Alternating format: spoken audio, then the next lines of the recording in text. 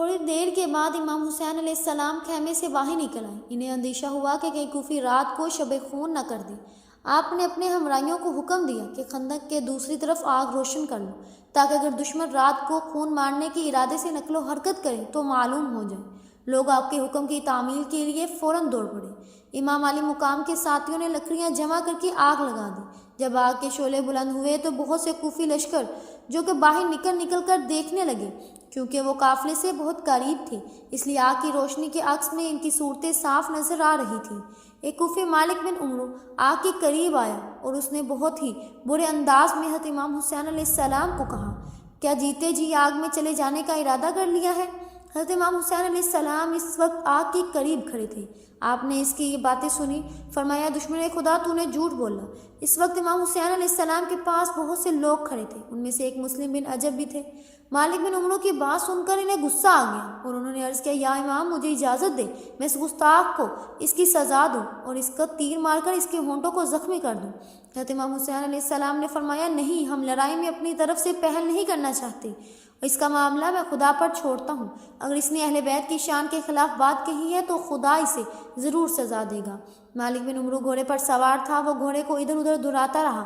اتفاق سے گھوڑے کا پاؤں سوراخ میں گھس گیا، وہ برک اٹھا اور اپنا سر پیٹ کر بھاگنے لگا۔ مالک بن عمرو اگرچہ اچھا سوار تھا، لیکن اس کا پیر جب کہ اٹک چکا تھا تو وہ بھاگ نہیں سکتا تھا۔ گھوڑا اسے گھسیٹتا ہوا آگ کے پاس لایا اور پھر آگ کی گرمی میں جو گھبرا کر بھاگا تو مالک بن عمرو کا پیر اس سے باہر نہیں نکلا، وہ لڑک کر آگ میں جا پڑا، کیونکہ گھوڑا اسے کھینچتا ہوا آگ تک لے آیا تھا، جس سے اس کا سر پھٹ گیا۔ اس وقت وہ نیم بے ہوشی کے عالم میں تھا، اس لیے آگ سے نکلنے کی کوشش نہ کر سکا اور آگ نے اس بدبخت بد زبان بدماش کو جلا کر کوئلہ کر ڈالا۔ مالک بن عمرو کی بد زبانی اور اس کے انجام کو اہل قافلہ اور کوفیوں کے بہت سے لشکروں نے دیکھا۔ قافلے والوں کو بڑی عبرت ہوئی، لیکن کوفیوں کو نہ تو عبرت ہوئی، نہ انہوں نے اس سے کوئی سبق حاصل کیا۔ مگر امام علی مقام علیہ السلام ایسے نرم دل تھے کہ انہیں معلوم کے جلنے کا افسوس ہوا۔ آپ نے فرمایا، افسوس، میں نے اسے فضول بد دعا دے دی۔ تھوڑی دیر کے بعد آپ خیمے میں چلے گئے، کچھ دیر تو عبادت میں مشغول رہے اور پھر سو گئے۔ جب صبح کی اذان ہوئی تو آپ اٹھے، ضروریات سے فراغت کی اور وضو کرنے لگے۔ آپ کے پیارے بیٹے حضرت امام زین العابدین علیہ السلام بیمار تھے، آپ کو تیز بخار تھا، رات ہی آپ کو پیاس لگ گئی۔ ایک تو بیمار تھے، نہ دعا تھی نہ غذا تھی، اس پر اور ستم یہ ہوا کہ پانی نہ ملا۔ آپ ساری رات پیاس سے تڑپتے رہے۔ جب نیند کا غلبہ ہوتا تو آپ کی آنکھ پیاس کی شدت سے کھل جاتی، آپ بے چین ہو جاتے اور کروٹیں بدلنے لگتے۔ آخر نوبت یہاں تک پہنچ جاتی کہ پیاس سے آپ کی زبان باہر نکلنے لگتی۔ اس پر حضرت کلثوم ساری رات ان کے پاس بیٹھی رہتی۔ ممتا کی ماری جب ماں دیکھتی تھی کہ بیمار بچے کے پیاس سے بری حالت ہے تو خود بھی تڑپ جاتی، مگر صبر و ضبط کا یارم تھا، اف تک نہیں کرتی تھی، تسلی دیتی تھی کہ بیٹا صبر کرو، صبح کو پانی مل جائے گا، حالانکہ جانتی تھی کہ شاید پانی میسر آنے سے پہلے ہی ان کا پارا دل کی جان نکل جائے۔ انہوں نے امام حسین علیہ السلام سے بھی اپنے بیٹے کی حالت کو اس لیے بیان نہ کیا کہ انہیں بھی صدمہ ہوتا۔ حضرت کلثوم رضی اللہ تعالیٰ عنہ بھی رات بھر بیٹھی رہتی، وہ دعا مانگتی کہ خدایا جلد صبح ہو جائے تاکہ معصوم بیمار کے لیے پانی ملنے کی کوئی سبیل کی جائے۔ جب صبح کا ستارہ چمکا اور قافلے میں صبح کی اذان ہوئی تو حضرت امام زین العابدین علیہ السلام کی حالت اور بھی ابتر ہو گئی۔ حضرت کلثوم نے کلیجہ تھام لیا اور دردناک لہجے میں کہا، اے اللہ، میرے بچے پر رحم کر، اس سے پہلے مجھے موت دے دے، مجھے اس سے کا پیاس میں تڑپ تڑپ کا مرنا نہیں دیکھا جاتا۔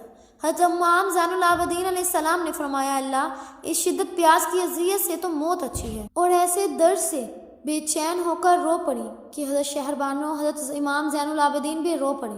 ان کے رونے کی آوازیں خیمے سے باہر نکلنے لگی۔ اس وقت امام علی مقام علیہ السلام نماز کی تیاری کر رہے تھے۔ آپ رونے کی آواز سنتے ہی بے چین ہو کر چلے اور حضرت شہربانو کے خیمے میں داخل ہوئے۔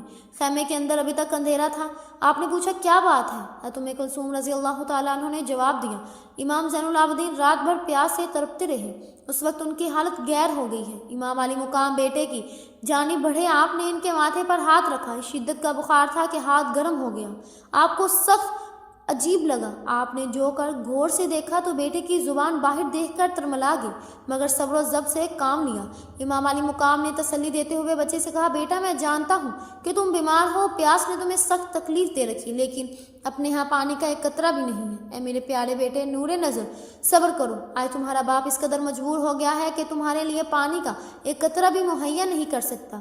اس وقت شہروانوں کی سسکیوں کی آواز کان میں آئی۔ آپ نے فرمایا، میں سمجھتا ہوں کہ بیٹے کی ابتر حالت دیکھ کر تمہارے دل کی کیا تربیت ہوگی، لیکن رونے اور سسکیاں بھرنے سے کیا فائدہ، تم دعا مانگو اور صبر کرو۔ حضرت شہروانوں نے انتہائی ضبط کرتے ہوئے کہا، میں بھی سب کچھ جانتی ہوں، دل کو سمجھاتی ہوں، مگر میں وہاں ہوں، میرا بچہ پیاسا مر رہا ہے، میں اس کے لیے اپنی زندگی دے کر بھی ایک قطرہ پانی کا نہیں لا سکتی۔